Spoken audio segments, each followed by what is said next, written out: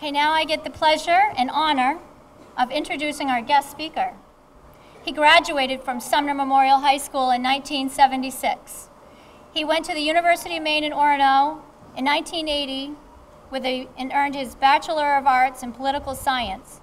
He then attended Columbia University, earning a PhD in Political Philosophy. He earned his Juris Doctor from the University of Maine School of Law in 1987. After graduating, he served for a year as the law clerk for Chief Justice Vincent L. McCusick of the Maine Supreme Judicial Court. Since that time, Eric has spent nearly 30 years representing public school districts on a wide variety of legal issues, but with a focus on special education and general school law questions.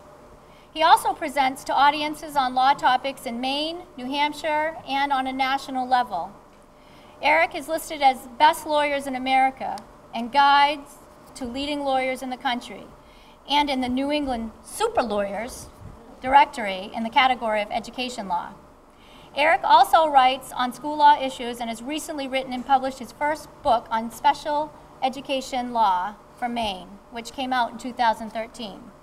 Eric tells us that of all his degrees, he is most proud of his diploma from Sumner Memorial High School and being the member of the self-proclaimed superclass of 1976. I present to you Eric Herlan.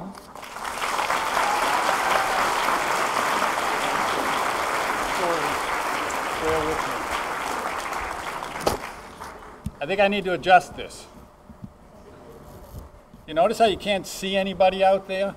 It's just a great black void, except for you guys, and you're looking great over there, looking really sharp. Is the mic working? You here? Okay, I am a graduate, a proud graduate of Sumner Memorial High School, class of 1976. We have some 76 co-classmates out there, right? Karen Pierce, you're right there.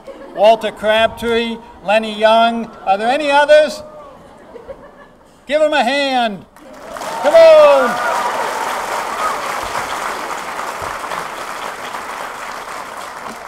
I hate to tell them that means we graduated 38 years ago. How can that be? Does that make us old-timers? Walter, are we old-timers? I think that makes us old-timers. And you know the problem with old-timers, and I'm including myself in that group, the problem with old-timers is we always talk about the good old days. Have you heard that? You hear old-timers, we talk about the good old days. What about the good old days? Well, I decided I wanted to look into the good old days, because you always hear the good old days were better, right? Everything's better in the good old days, and schools were better in the good old days. You probably hear that too. So I decided I would research that particular issue. Were they better in the good old days? And I wanted to make my research very specific to right here, Sumner, and this area. So I did some research. I wanted to see, what were they like in the good old days? So the first place I went to was a book, Fond Memory, which is written by Myra Smith Earl. She talks about Winter Harbor, where I grew up. And she, in this, she tells about her school in Winter Harbor in the 1890s. So let's see if that was the good old days, all right? So everything I'm telling you is true, gang. I'm not making this stuff up. So I'll just begin. It begins with, our school had a bad reputation.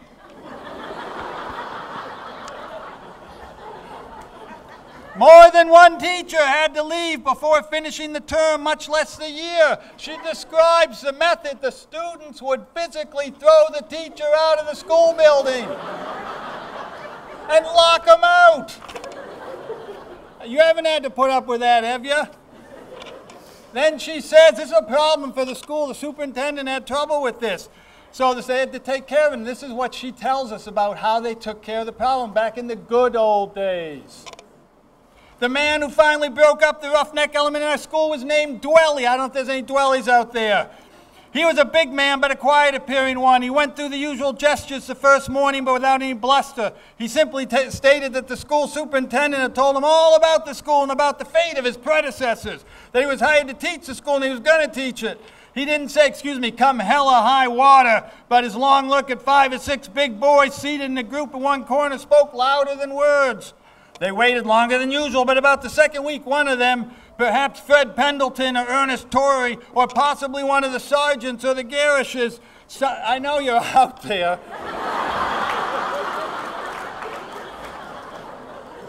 They started the usual thing, but the result was very different. With what seemed to my terrified eyes, this lady tells us, what one gigantic stride, Mr. Dwelly had leapt from his desk in the front of the room to the seats in the back, had grabbed a boy by the collar, yanked him out of his seat, and thrown him into the aisle. Down and up the aisles they fought, and the back was jarred out of the stove between the boys' and girls' sides of the room, letting hot coals out. There's a fire hazard, Gordon. You wouldn't want that.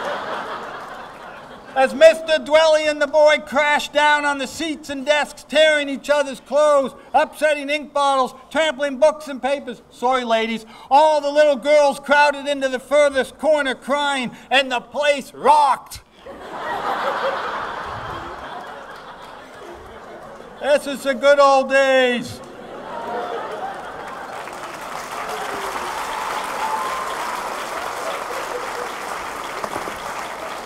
You think my research is done? It's not. Now you're thinking that's the 1890s. What's that got to do? So I dug a little deeper.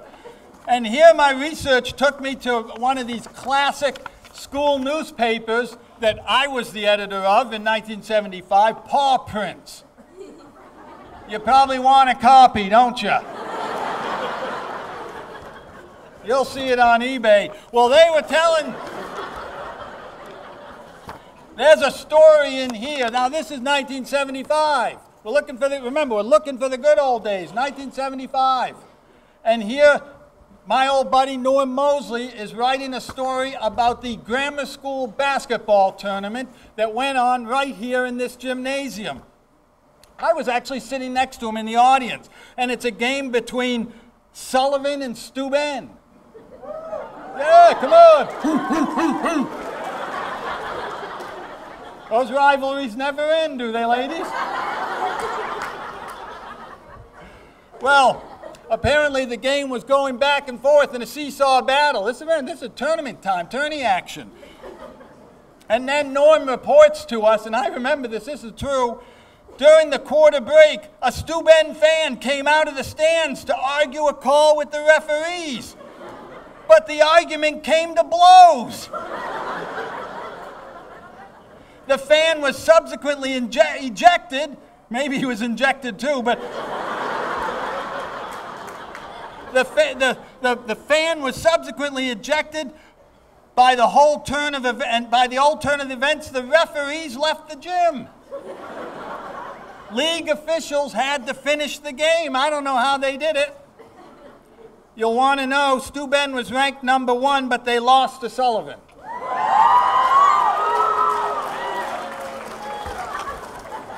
I'm still looking for the good old days, right? How am I doing on time? Get them off the stage, they're saying. Well, I dug a little deeper. I am a lawyer, so I wondered if Sumner Memorial High School ever made it up to the Maine Supreme Court. You have. I'm looking at the decision right here. I hope no one's in the audience who knows these people, but the case, Bradstreet versus Clark. And Clark was Phil Clark, the principal of the high school. And this case happened to arise out of a set of facts from what year? 1975-76. Walter, Lenny, Karen, our year. And I don't know about you guys, but there has always been a great mystery about the legal status of the Pumpkinville Road.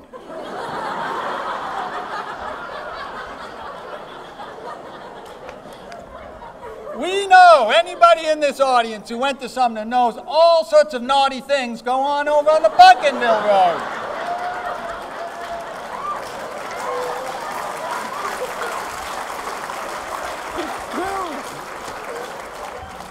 And so we wonder the legal status. Is that school property or not? Can you be punished for what you do on the Pumpkinville Road?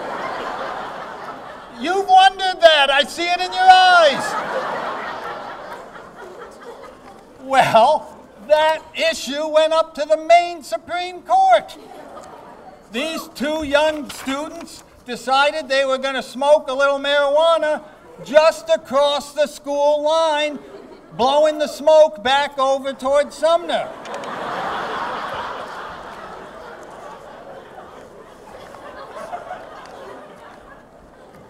Yes, they got suspended. Yes, it went to the Maine Supreme Court. Why not? And the court had to decide, was that misbehavior off school grounds something they could punish for? Well, we don't really get an answer here, so the mystery of the Pumpkinville Road remains.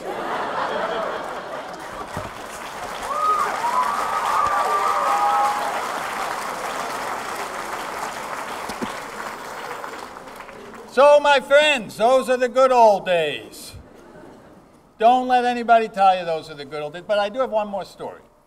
And it is sort of a good old days story, but in Winter Harbor, when I was growing up, we used to do, this in the early 70s, we used to do pickup football games. It was back before organized sports, and we had a group of young heroes, young superheroes, who would get together and play football down on Grindstone Neck. Many of you have been there. It's the most beautiful place in the world. You'd play football on the 6th and 9th fairway, right, going up and down the fairway. Gordon, you're shaking your head back there somewhere, I know. But that's what we did. And they would pick up games, and we'd call up, and Eddie Duguay, and David Coombs, and the Sutton brothers, and the list just got, the Estes brothers, Jeff Bickford, God bless him, a long list of heroes. My brother Kim played on those teams, Donnie Backman, who left us all way too soon. There was a great roll call of Titans who would come down there and play football. And we were a ragtag bunch in jeans, torn jeans, Converse sneakers, and old footballs. And I don't know how it happened, but sometime, there's a little lesson in here, and I'll get off the stage. I don't quite know how it happened, but sometime back then, the Grindstone kids challenged us to a football game. Now, for those of you who don't know, Grindstone is a wealthy, mainline Philadelphia, rich summer community. And there were a bunch of kids who were the same age, and they knew we played football, and they challenged us to a game. Now, here's the lesson. They all came down there. Their parents drove them down in their Mercedes and their Volvos. And they got out, and they were wearing fancy clothes with logos on the shirts, and some of them even had cleats on, you know, fancy shoes. They came from places with fancy zip codes. And they started practicing before the game started, and they were doing all sorts of fancy plays. You know, they were doing like the flea flicker and the quarterback sneak and laterals and things like this. You know, they were even doing double reverses. You football fans, you know what I'm talking about. So this was really fancy stuff. And you know where this story's going, don't you? We played our game and we ground it out. And we kicked their behinds.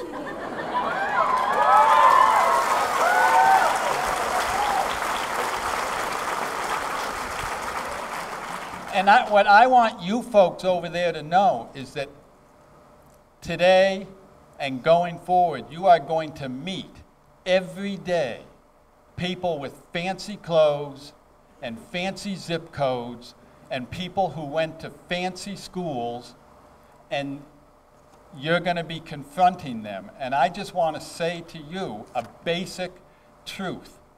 You guys are as smart as any of them. You guys have gotten as good an education as any one of them.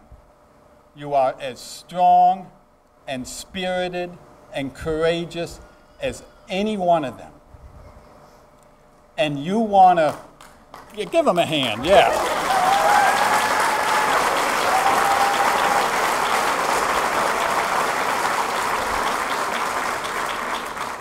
And you deserve the prize as much as any one of them.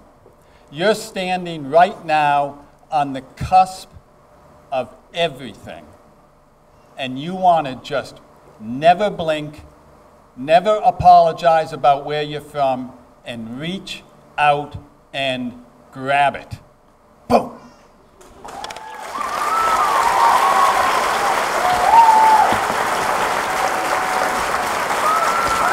Wait a minute.